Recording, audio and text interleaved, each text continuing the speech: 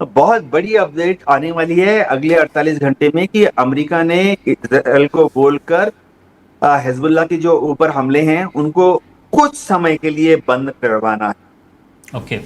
तो हाँ, इसमें कोई शक नहीं है क्योंकि अमेरिका जानता है कि अगर इस युद्ध को रोकना है तो ईरान चाहेगा कि अमेरिका इजराइल को काबू में लाए। तो बिल्कुल। आप देखेंगे 48 घंटे नेतन्याहू ऐलान नहीं करेंगे, नेतन्याहू ऐलान नहीं करेंगे, लेकिन चुपचाप देखिए उनका भी नेतन्याहू का डोमेस्टिक सपोर्ट बेस हिल जाएगा। अगर नेतन्याहू इसका ऐलान कर देते हैं कि मैं हिजबुल्लाह पर हमला नहीं करूंगा भविष्य में, फिर तो हो सकता है कि कुछ इजराइल में जो हॉट हेडेड लोग हैं वो नेतन्याहू को सड़कों पर दौड़ा दौड़ा कर पत्थर मारेंगे। तो नेतन्याहू ऐलान नहीं करेंगे, लेकिन ठीक है, वो देश के प्रधानमंत्री हैं, एक्स डिफेंस मिनिस्टर हैं, एक्स आर्मी के जनरल हैं, वो कुछ दिनों के लिए हमला नहीं करेंगे। हाँ, ये भी है कि उस तरफ से ईरान को भी, जो कि ईरान करेगा, ईरान को भी हिजबुल्लाह को बोलना पड़ेगा कि कुछ दिन के लिए आप इजराइल पर हमले मत करो। ये बहुत जरूरी है, कुछ दिनों के लिए हिजबुल्लाह भी इजराइल पे हमले ना करे, ताकि नेतन्याहू को बहाना ना मिले हमला करने का हिजबुल्लाह के ऊपर। ये होने वाला है 48 घंटे में, और उसके बाद आप देखेंगे बातचीत फिर से पटरी पर आ जाती है।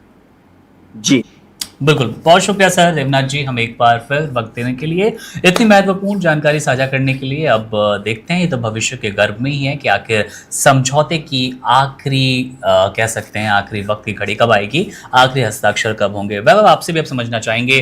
देवनाथ जी ने बहुत आसान शब्दों में बताने की कोशिश की कि आने वाले 48 घंटे महत्वपूर्ण है, और वो महत्वपूर्ण इसलिए है कि ट्रंप एक बार फिर कोशिश करेंगे दोस्त नेतन्याहू को मनाने की, कहने की कि अगर ये पीस डील आगे बढ़ाना है, समझौते की तरह देखना है, तो हमें हमले रोकने पड़ेंगे। आप इसे कैसे देख पा रहे हैं, और आपसे भी समझना चाहूंगा मैं कि आने वाले 48 घंटे क्यों महत्वपूर्ण हो जाते हैं मध्य पूर्व के लिए।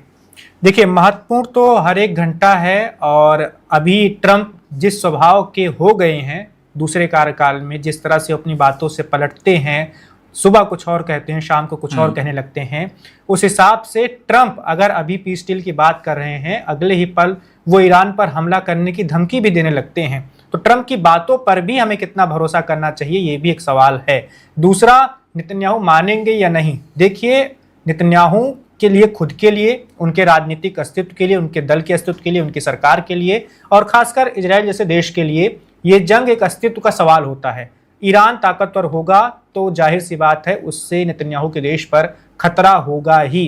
नेतन्याहू को लगता है कि ये सही मौका है। ऐसा मौका दशकों में एक बार आता है। ट्रंप जैसा राष्ट्रपति व्हाइट हाउस में दोबारा कब आएगा ये कोई नहीं कह सकता है। अभी मौका है, जितना ज्यादा नुकसान पहुंचा सकते हो उतना पहुंचा लो। इसी मकसद से नेतन्याहू लगे हुए हैं, फिर चाहे वो लेबनान में हिजबुल्लाह के खिलाफ अपना अभियान जो जारी रखे हुए हैं, या फिर ईरान पर हमला करने के लिए जो उन्होंने नेतन्याहू ने ट्रंप को उकसाया था। सब कुछ इसी कड़ी का हिस्सा है। अभी ट्रंप के पास 2.5 साल हैं। ये पीस डील पर 2.5 साल खतरा मंडराता रहेगा। अगर अंतिम समझौता हो भी जाता है और एक शांति की पहल आगे बढ़ भी जाती है, तब भी जब तक ट्रंप व्हाइट हाउस में रहेंगे तब तक ईरान के लिए खतरे की घंटी बजती रहेगी, ईरान को तब तक खतरा बना रहेगा।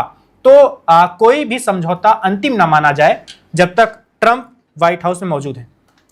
बिल्कुल, अपडेट तो फिलहाल यही है कि Iran America peace deal Israel के लेबनान वाले हमले के बाद फिलहाल हो गई है रद्द। अब कब तक रद्द है इस पर कोई आधिकारिक ऐलान नहीं हुआ है, ना ईरान कुछ कहना चाहता है ना अमेरिका, लेकिन ईरान की तरफ से एक अल्टीमेटम, एक वार्निंग जरूर दी गई है कि आप अपने हमले रोक दीजिए, हमले रोकते हैं तो हम समझौते की टेबल पर आगे बढ़ेंगे, अन्यथा ये तबाही वाली जंग यूं ही जारी रहेगी और पूरा विश्व इसकी चपेट में आता रहेगा। मामले पर हमारी नजर है, अपडेट आपको देते रहेंगे मिडिल ईस्ट की इस महाविनाशकारी जंग को लेकर। स्टूडियो में हमारे साथ थे मिश्रा, मेरा नाम मुकुंद। आप बने रहिए। Subscribe to One India and never miss an update. Download the One India app now.